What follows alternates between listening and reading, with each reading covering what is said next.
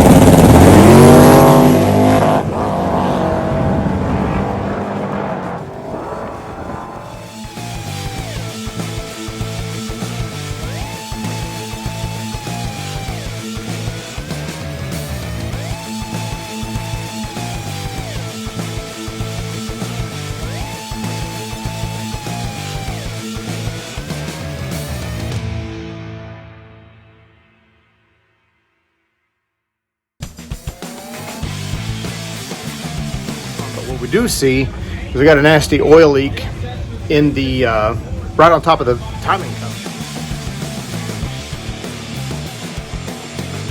What's up? It was about like, I don't know where I put my bag. It was a little better than that. About like that's exactly how it was right there. Okay. When I found it. All right. And so I walked up to it and I gave it one of these right here, okay? Pay attention.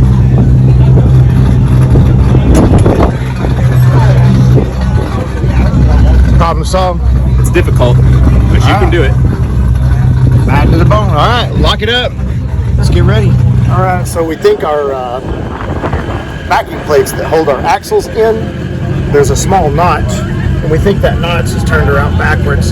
So we're pulling the calipers off, gonna pull the rotors out of it, and that's how we do it. This lip right there should be facing the other way. And that's why our axle does this, and it leaks. So we fix it back together. No shaky, no leaky.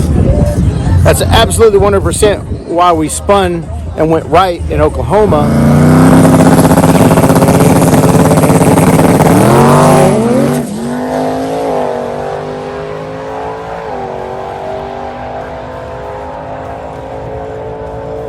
I don't see how you could lose. I think that means it's electric and turbo.